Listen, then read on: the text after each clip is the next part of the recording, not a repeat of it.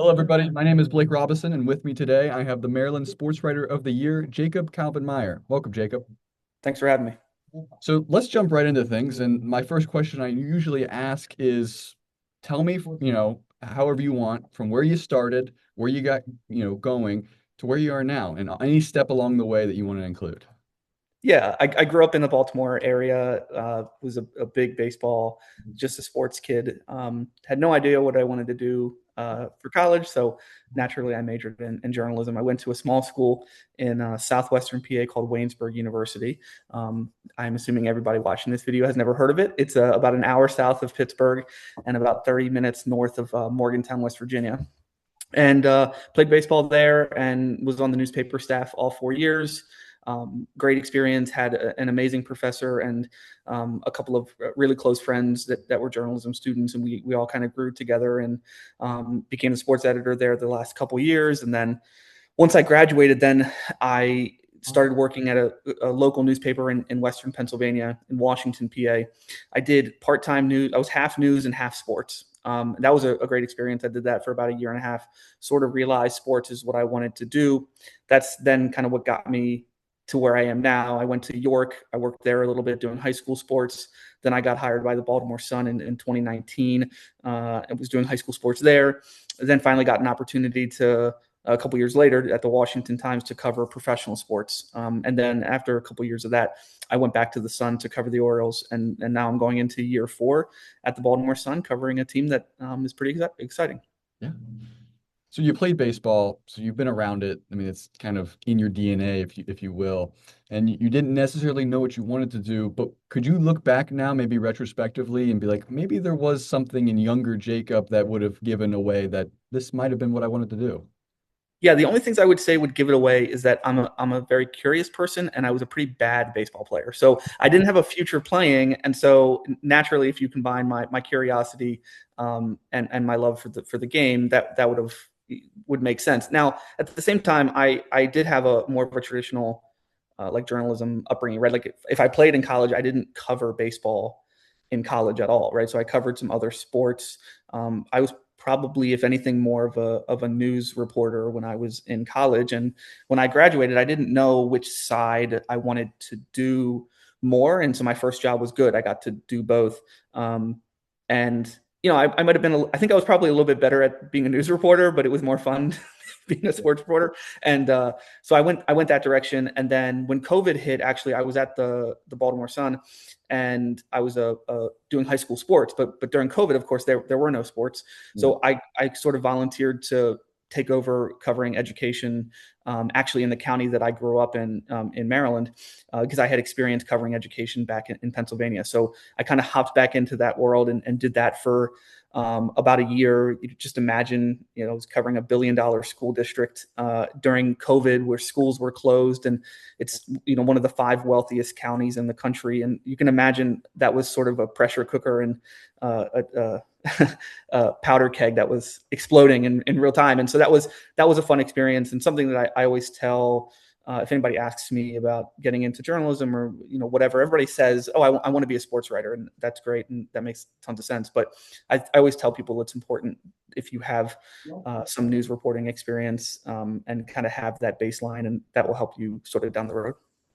So anything more specific about, going from news to sports? I mean, those are different, but are there some common threads of maybe even just the way you write that transition over?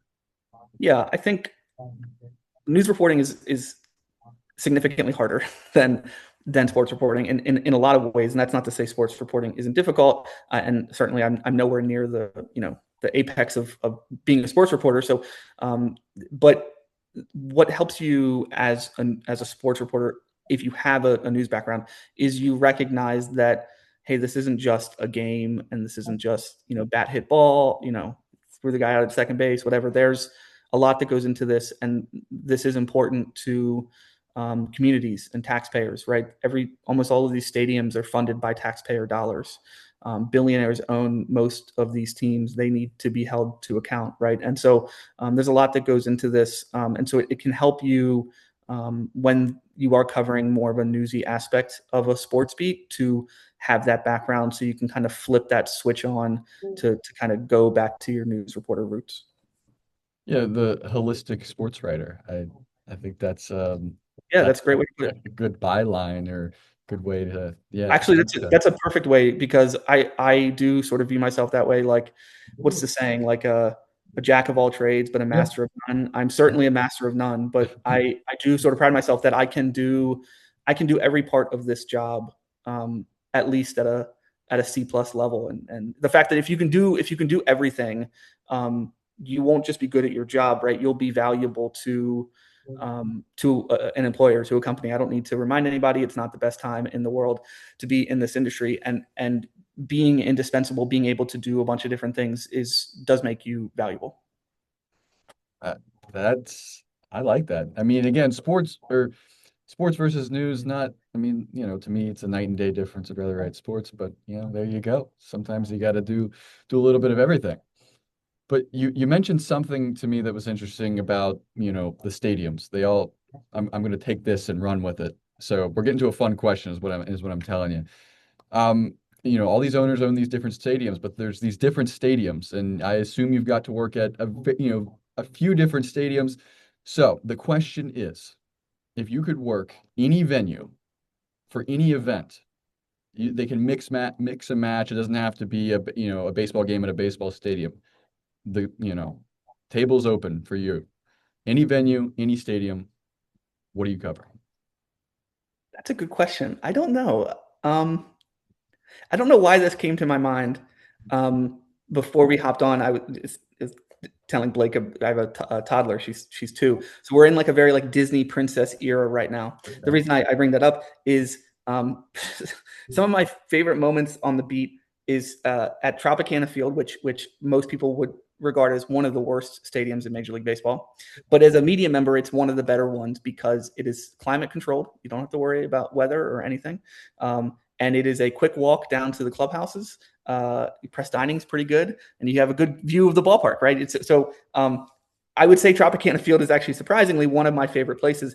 And for whatever reason, every year I've been on the beat, uh, every time the Orioles go to Tampa, one of the days has been the kids run the bases, and the playlist is fire. It is full of Disney songs, Moana, Encanto. Then you've got like some like Lizzie. I'm dating myself a little bit, like Lizzie McGuire movie songs.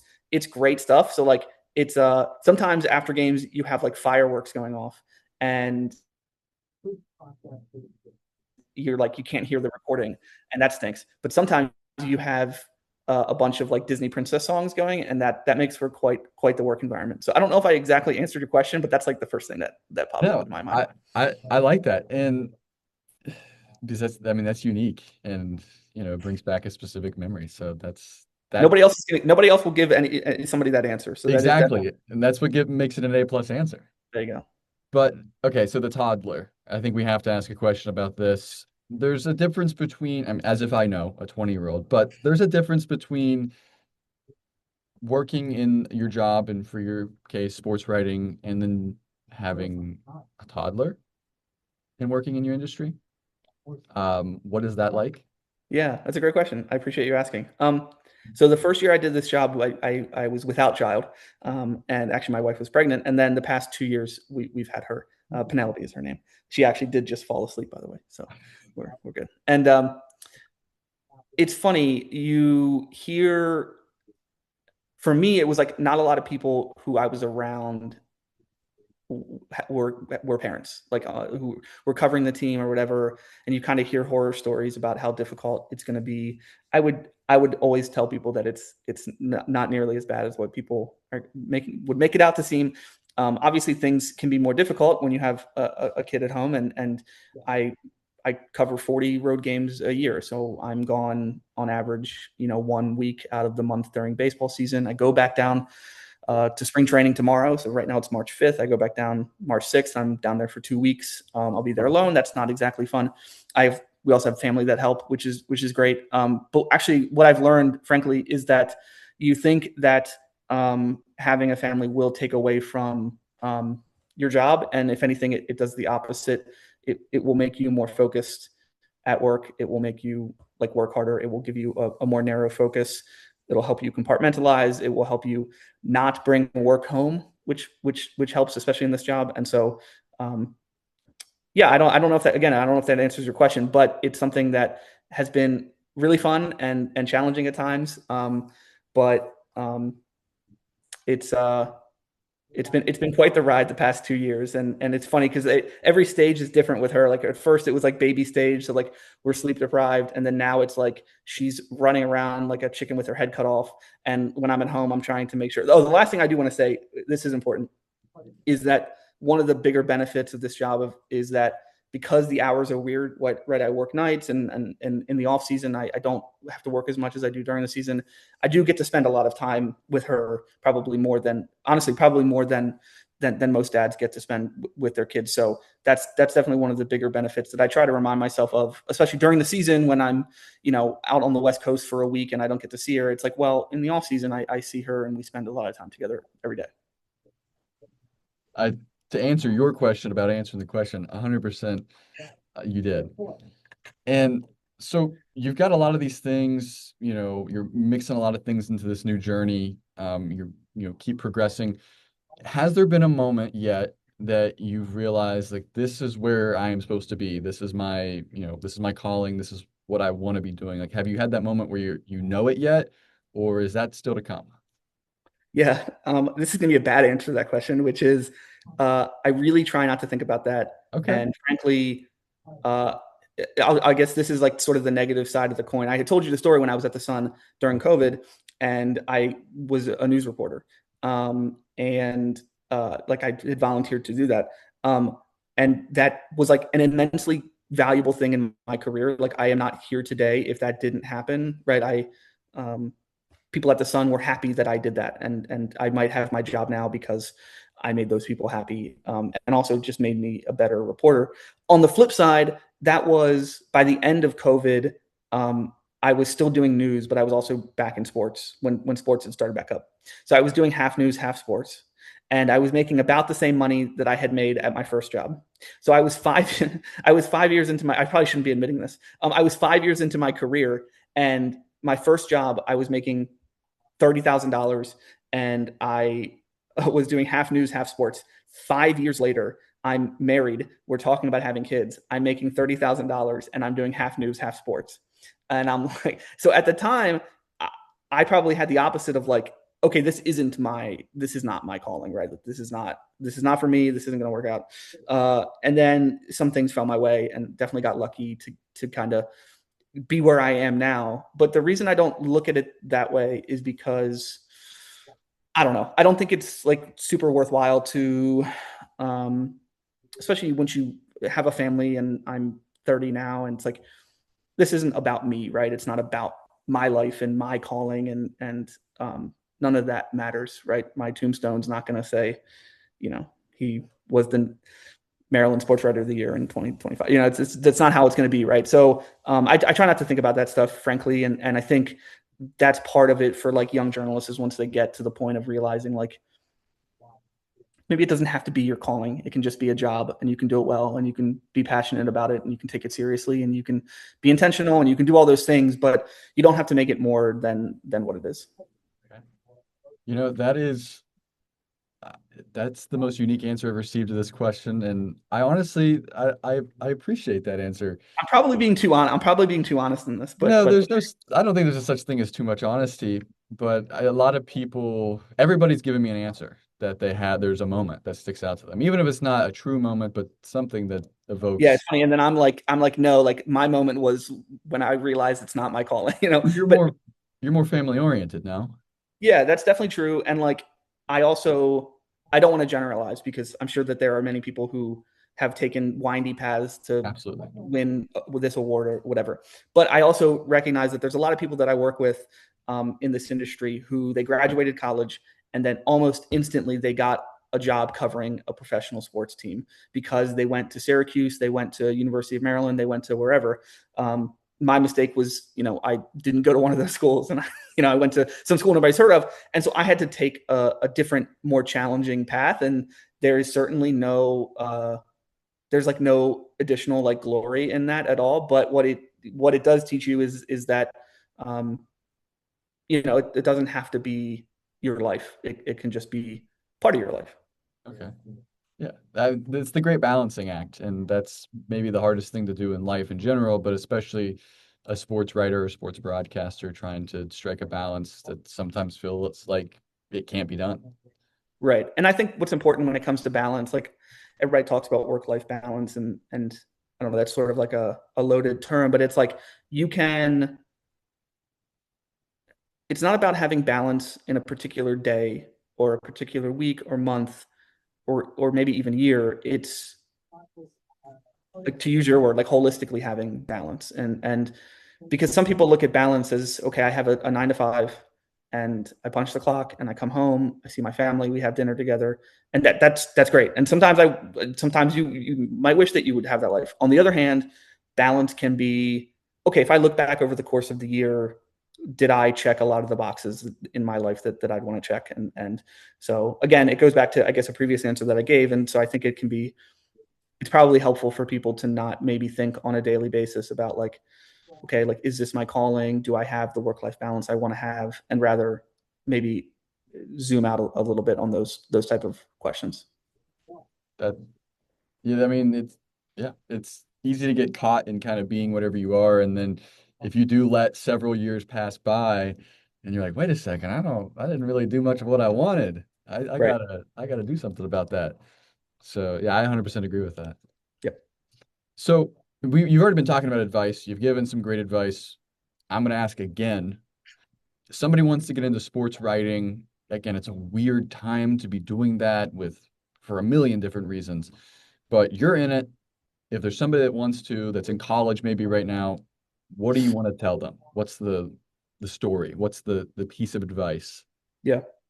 Well, I already gave the first one quickly. I'll just repeat it. I think being a news reporter or having that chops, like, don't, if you're in college, you need to have news reporting experience. That will help you get your first job, which is important.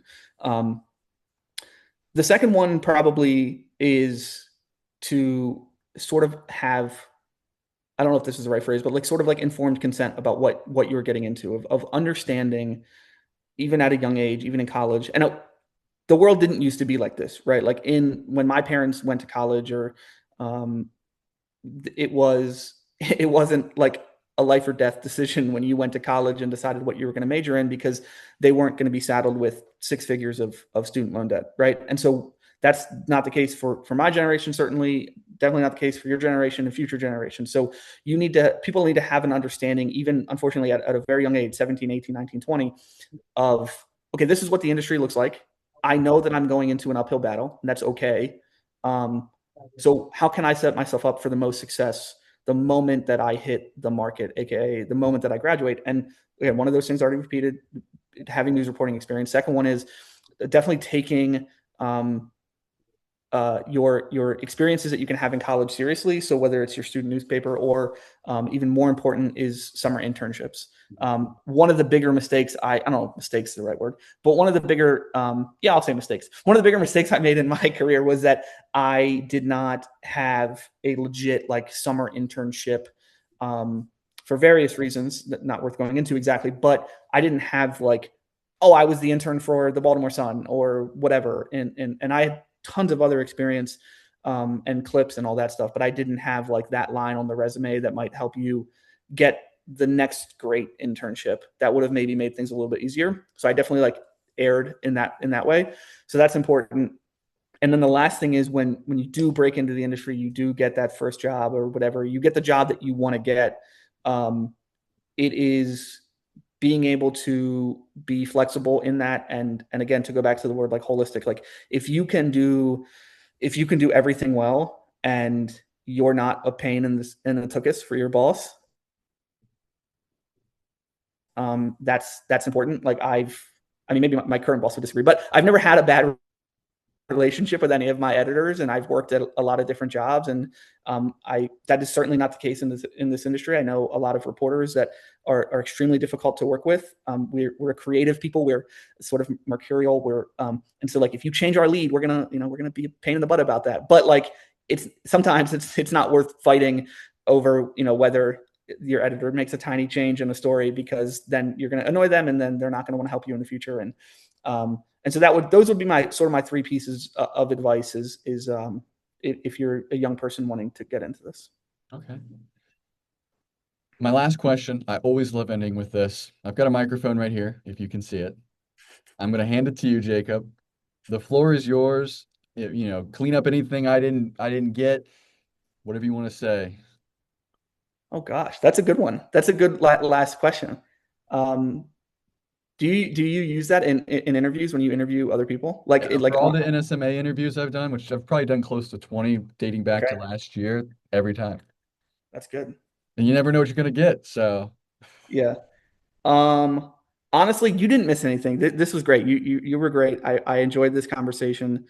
Um, Honestly, just because for whatever reason, like Disney princesses are on my mind, all I'm gonna say is that I would say Belle is the best from Beauty and the Beast, would be the best Disney princess. And then I would say my favorite movie would be Tangled, which is about Rapunzel. So I don't have anything. You can cut that part at the end.